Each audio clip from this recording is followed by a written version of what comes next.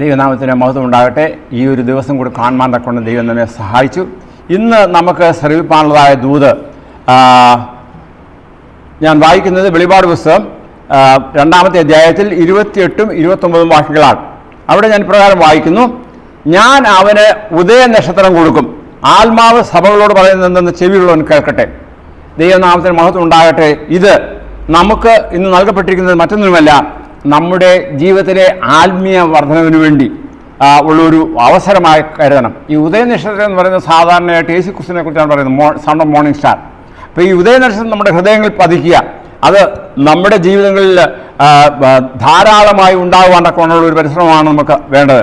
തുയഥേരയിലെ സഭയെക്കുറിച്ച് പറയുമ്പോൾ അവിടെ അനേക, അല്ലെങ്കിൽ ഇവിടെ കൊടുത്തിരിക്കുന്ന 7 സഭകൾക്കുള്ള ദൂതിൽ ഏറ്റവും വലിയ അല്ലെങ്കിൽ ദൈർഘ്യമേറിയതായ ഒരു ദൂതുകളാണ് ഈ സഭയിൽ കൊടുത്തിരിക്കുന്നത്. പ്രത്യേകിച്ച് പറയുമ്പോൾ പ്രവാചക വാക്യം സ്ഥിരമായി നമുക്കുള്ളതുകൊണ്ട് പ്രവചനത്തെക്കുറിച്ച് കൂടുതലായി പഠിക്കുവാൻ തക്കവണ്ണം അവരോട് ആഹ്വാനം ചെയ്യാണ്. കാരണം ഉദയനക്ഷത്രം എന്നത് കർത്താവായ യേശുക്രിസ്തുവാണ്. കർത്താവായ യേശുക്രിസ്തുവിനെ കുറിച്ച് ആദ്യ സുവിശേഷങ്ങൾ പറയുന്നുണ്ട്.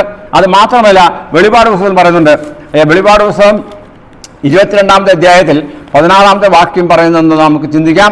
ഇവിടെ പറയുന്നത് ഇത് 22:16. അവിടെ ഞാൻ പ്രകാരം വായിക്കുന്നു: യേശു എന്നെ ഞാൻ സഭകൾക്ക് വേണ്ടി നിങ്ങളോട് സാക്ഷീകരിപ്പാൻ എൻ്റെ ദൂതനെ അയച്ചു. ഞാൻ ദാവീദിൻ്റെ പേരും വംശവും ശുഭമായ ഉദയനക്ഷത്രവുമാകുന്നു. അപ്പോൾ യേശുക്രിസ്തുവിനെ കുറിച്ച് ഉദയനക്ഷത്രമാകുന്നത് സൺ ഓഫ് മോർണിംഗ് സ്റ്റാർ ആണെന്ന് എടുത്തെടുത്ത് പറയുന്ന ഒരു ഭാഗമാണ് ഇവിടെ. എന്തിനു വേണ്ടി പറയുന്നത് വെച്ചാൽ, പ്രവചന പുസ്തകങ്ങൾ നമ്മൾ വിശ്വസിക്കണം. പ്രത്യേകിച്ച് പ്രവാചകന്മാർ നൽകപ്പെട്ടതായ കാര്യങ്ങൾ, അതായത് ദൈവം തൻ്റെ ദാസന്മാരെ അറിയിക്കാതെ ഒരു കാര്യം ചെയ്യുകയില്ല. അതൊരു മകളുടെ ഉദാഹരണമാണ് ഈ വേദപുസ്തകം. കാരണം വേദപുസ്തകത്തിലൂടെ നമുക്ക് നൽകിയിരിക്കുന്ന നിർദ്ദേശങ്ങൾ നമുക്ക് പാലിക്കാം. പ്രത്യേകിച്ച് പറയുമ്പോൾ പ്രവചനം, ഇവിടെ 2300 സന്ധ്യയും ഉഷസ്സുന്ന പ്രവചനമുണ്ട്, 1250 ദിവസത്തെ പ്രവചനമുണ്ട്. ഇതൊക്കെയും ചൂണ്ടിക്കാണിക്കുന്നത് എന്താണ്? കാലാകാലങ്ങളിലായിട്ട് ദൈവം തൻ്റെ ദൂതന്മാരെ അയച്ച് നമുക്ക് വേണ്ട നിർദ്ദേശം നൽകിയിരിക്കുകയാണ്. അത് പടിപടിയായി നിറവേറിക്കൊണ്ടിരിക്കുകയാണ്.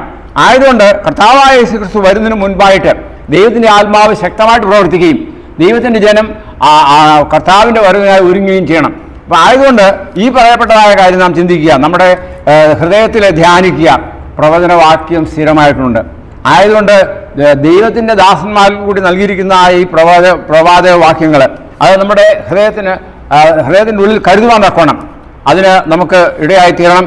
പ്രത്യേകിച്ച് പറയുമ്പോൾ ദൈവത്തിൻ്റെ പരിശുദ്ധാത്മാവ് നമ്മെ കൂടുതലായി നയിക്കപ്പെടുവാൻ തക്കണം. നാം എന്ത് ചെയ്യണം?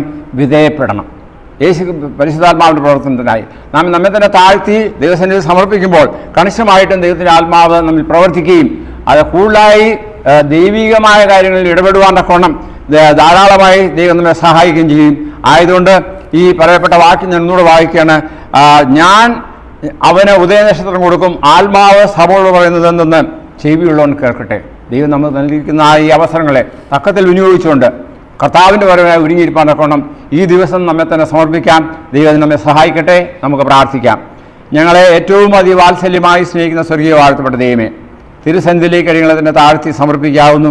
ഈ ദിവസം കാണുവാൻ തക്കവണ്ണം ഞങ്ങളെ സഹായിച്ചു.